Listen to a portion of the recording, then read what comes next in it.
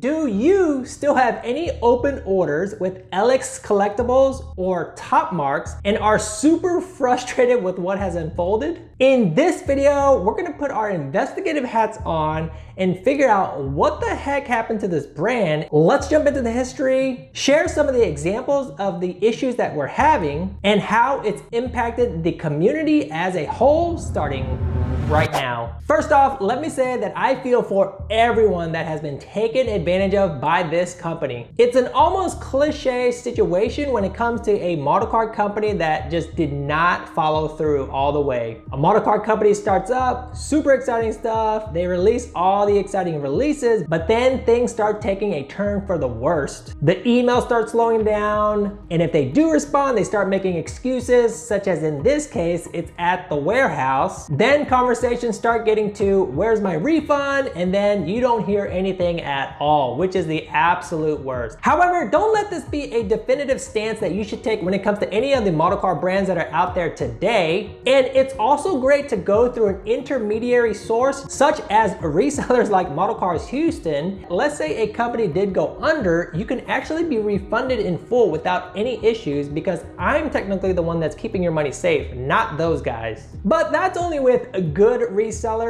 and there'll be a future video about bad resellers that are out there as well. Okay, so LS Collectibles and Top Marques is a company that's based in the Netherlands. LS Collectibles mostly specializing in a lot of OEM setups, Japanese, European. Top Marques did a lot of Japanese, European cars as well, but they've also added to the mix some Grand Prix cars, rally cars, race cars, and the likes. So you can kind of think of Top Marques and LS Collectibles as sister companies when it came to the hobby. And most of the cars were 18 scale and even some were 12 scale. And yes, they even had some stuff from Hoonigan, believe it or not. Now that we know a brief background into the types of car they specialized in, it looked like they were doing some pretty cool things, but then that's when things took a turn for the worst. Now, when it started going downhill was the COVID pandemic. This definitely placed a big impact on their shipments and fulfilling orders. They were having all types of production issues. Some of the last pre-order announcements from LX Collectibles date back to November of 2020,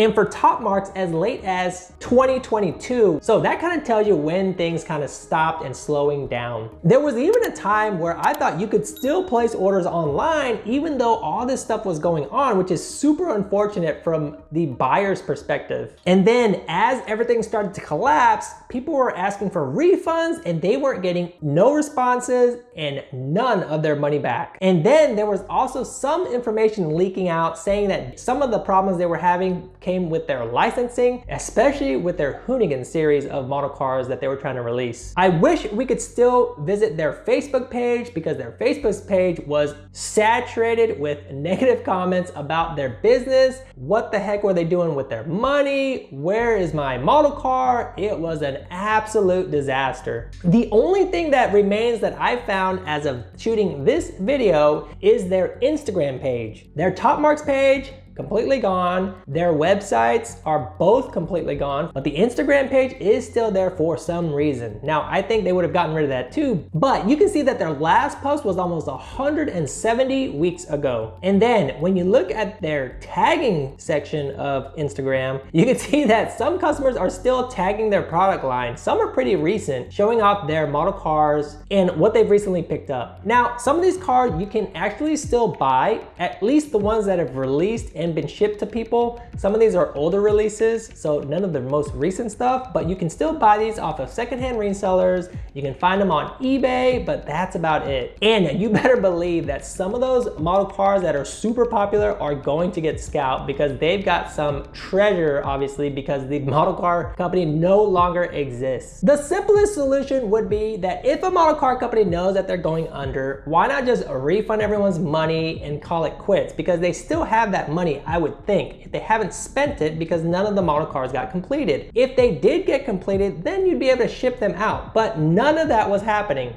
Hopefully you guys were not a victim to this, and I don't want to call this a scam, but it's more or less just bad business practice and just not being prepared. But let me know what you guys think about the whole LS Collectibles situation. How could they have handled it differently? And do you guys have any LS collectibles in your collection? Let us know down in the comment section below so we can continue to keep talking about this. And maybe some of the brands can learn from their mistakes. If you enjoyed this video, you can check out some more videos that I put together in the next slide. I'll see you guys in that video or my next video.